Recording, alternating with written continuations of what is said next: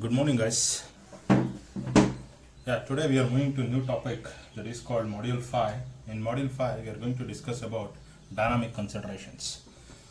Now, up to now, what we have done is we have done static type of analysis. Now we are moving to one more topic, that is new topic, that is called dynamic consideration. See, what is I'm going with a brief introduction. See, in static analysis, what we consider structures are the loads what we are applying. On the structures, what are the loads we are going to apply? We apply it gradually or slowly. Okay, and all they are independent of time. See, if the loads are applied suddenly, when the loads are applied suddenly, or the loads are time dependent in nature or variable in nature. Okay, see how to do the analysis. See what happens when the time dependent factor parameter comes into picture, then very important is you should know what is the mass of the element. Say acceleration comes into picture. In such cases, we call it as a dynamic analysis. In such cases are considered as a dynamic analysis parameters, or dynamic analysis is required for that. See, in this chapter, we are concentrating on two types of dynamic analysis. One is free vibration analysis and one more is called forced vibration analysis. But for your syllabus, we are going to use only free vibration analysis concepts. Say if a solid body is deformed elastically and suddenly released, okay, it tends to vibrate about its equilibrium position. Okay, see this already you have studied basics of vibration in your fifth semester itself, because of that, just if you know that if any body, generally if you apply a load or if you give initial disturbance, the body tend to oscillate. Or we call it as a body vibrate. Oscillation or vibration will be occurring. Or that means it's nothing but it is oscillating about its mean position. See, what is the periodic motion here? The periodic motion due to restoring strain energy is called it as a free vibration. That means the repeated motion of the body will be called it as a free vibration. Why free vibration? See, we are only giving an initial disturbance. There is no any continuous application of force. Now, see what is here? The number of cycles per unit time is called it as a frequency. So the basic parameter what we are going to determine in your free vibration problem is frequency. How to determine the frequency? And in this chapter we are going to deal with that only. How to determine a frequency for the given a bar or a beam or a truss element. And one more thing is what are the mode shapes. That means here free vibration concept is also called it as a modal analysis concept. We call it as a modal analysis. In your lab, if you go for ANSYS lab, we are going to say modal analysis, Fenton analysis, how to do a modal analysis. Modal analysis is nothing but generally a free vibration concept, because we are not going to apply any vibration. Due to its self-weight only, the body tend to oscillate, or initial disturbances we are going to apply. Now, see, this is what the basic introduction. See, what do you mean by exactly dynamic loads? See, the magnitude, direction, and or a point of application of the load change with respect to the time. We call it as a dynamic loads. That means the magnitude of a load, direction of the load, or point of application of the load. Always it is a function of a time. We call it as generally a dynamic loads. That means here anything it is a function of time. We call it as a dynamic kinds of loads. Under the action of dynamic loads, the structure vibrates. That is, the structure develops a significant level of inertia forces. Yeah, mass will be there. Inertia force means your mass will be there. That will be that the structure develops a significant level of inertia forces, and significant level of mechanical energy is stored as a kinetic energy. That means up to now what we have solved in a finite element method is we have concentrated only on potential energy concepts. That means using potential energy we are going to derive it. But we have one more type of energy. What is that? That is called kinetic energy. When kinetic energy will come into picture, how to solve how to do a finite element analysis. See, in this chapter entirely we are going to discuss on that concept only. How to determine when kinetic energy comes into picture, the mass of the element is very important, because we know that what is kinetic energy? Half into mv square. See how to use your mass concepts, how to determine your mass matrix, and how to derive your mass matrix, and how to determine the frequency of an element. That will be going to discuss in this complete module. Now, significant level of mechanical energy is stored as a kinetic energy. That means when if you go for a body will be in a moving position, then what is the energy? Kinetic energy will play a very important role. That means we have to study kinetic energy concepts, including your potential energy, because potential energy also there, because body has stored some energy.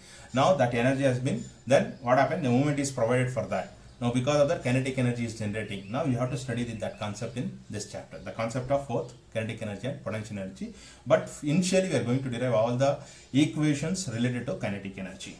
Now what is important note? See, sometimes we cannot say these kind of conditions also are dynamic loads, because for example if you take it, not at all time varying loads need to be dynamic nature. For example, a load on a dam due to filling of reservoir, or for example if you take in your home, if you have any water tank, slowly you are filling in a water, we cannot say that as a dynamic load. A load on a spectator gallery as a stadium gets filled up, because these are all not your dynamic loads. What exactly dynamic loads means? Examples: earthquake loads on a building, sudden loads, that is nothing but a sudden load acting on a buildings, bridges, dams, power plants, etc. Wind loads on a long span bridges, wind loads on a long span bridges, tall chimneys, etc. Loads due to blast and impact, there are sudden loads, okay. Running machineries in buildings, what happens? Running machineries in building, suddenly they starts to oscillate, okay. Vehicle moving on a bridge, okay. These are all some of the examples for your dynamic loads, okay. Dynamic loads. Here in this, just we are briefly discussing what is meant by dynamic loads, and what are the examples for dynamic loads. Now, after this, next is, what are the basic entities? What are the entities in a simple mathematical for a vibrating system? What are the entities in a simple mathematical for a vibrating system? See, basically if you take a system has to oscillate, the basic elements are required. So the basic elements are, whenever a structure vibrates, not only displacement but also acceleration. Accelerates, besides the mechanical energy is converted into heat or sound. Okay. Inputs. What are the inputs required? Say external forcing. Say if you want to oscillate anybody, input is required. Either external force is required or initial disturbance is required. So what are the basic elements here? See, you require a spring, you require a damper, you require a mass. Okay. Now this is called displacement parameter and this is called a forcing function. A simple, if you take a vibration, a mathematical model for a simple vibrating body means you require a minimum 3 parameters. Minimum 3 means minimum 3 parameters. One is a mass is required. So if you take anything, a mass is required, a spring is required, that means energy storing element is required, energy dissipating element is required, and one more is mass is required. See what mass? Mass offers resistance to acceleration and stores the kinetic energy. See, mass offers what?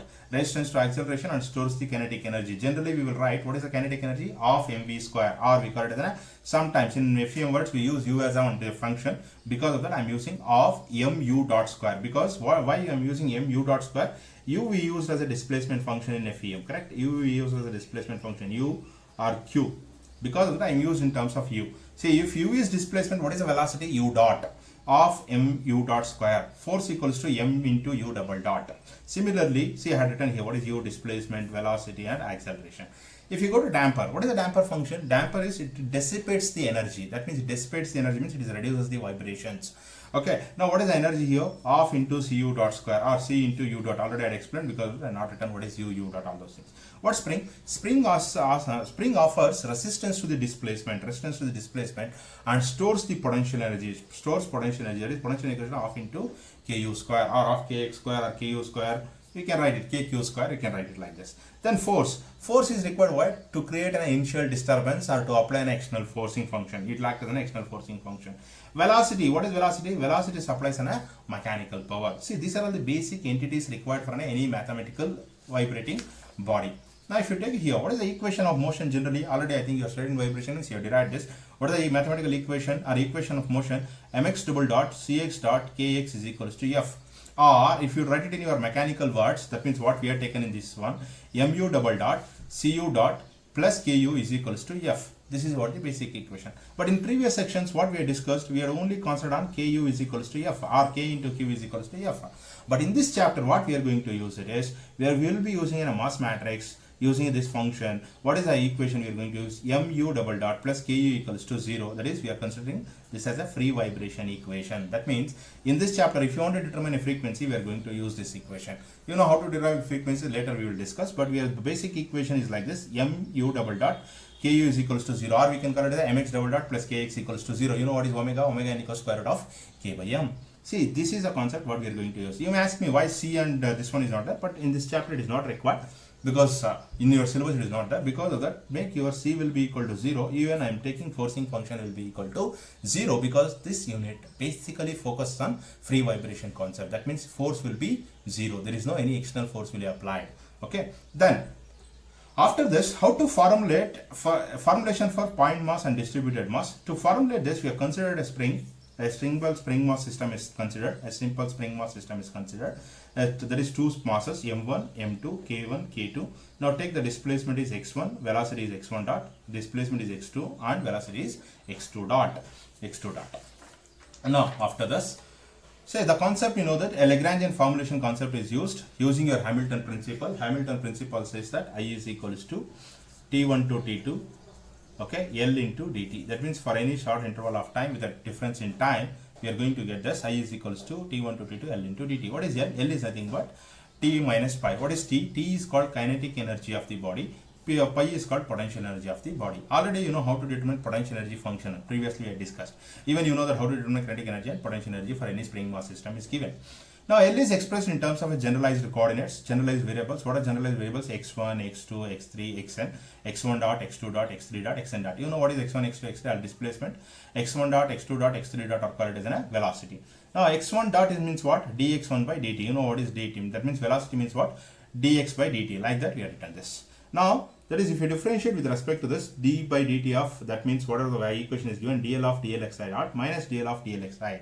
That means this is related to your kinetic energy, this is related to your potential energy functional. That means differentiate with respect to x dot ones, differentiate with respect to x ones. That will be equal to 0. So to illustrate the above principle, that means this principle, if you want to illustrate it, take the above principle to consider a two mass system. You know that there is a two masses are there and a one spring is there. If you take it here, two masses and two springs are there. Two masses and two springs are there. Now how to determine your kinetic energy and potential energy for this? So you know that kinetic energy will be equal to T equals to half mv square. That means two masses means half into m1 x1 dot square plus half into m2 x2 dot square. Now similarly pi is equals to half into k1 x1 square plus half into k2 into x2 minus x1. Why? Because spring x2, spring k2 is in between this, because if you apply load here, it will displace in that is tensile, that is x2 minus x1, because compression will be there. Because of this mass, there might be some compression in your k2 spring. Because of that, x2 minus x1 whole square.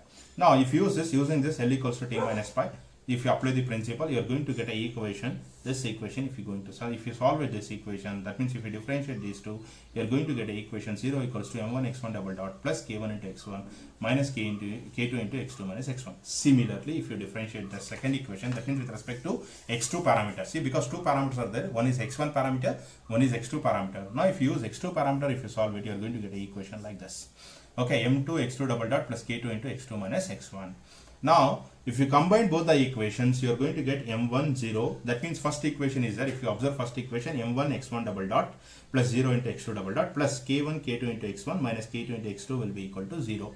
That means that equation I written here 0 m2 x2 double dot minus k2. That means I had combined the equation. Just observe here only, right? What is second equation? m2. See, m2 means first x2 x1 dot 0, m2 x2, m2 x2 double dot. Now you got it. K2. What is k2? K2 into x2.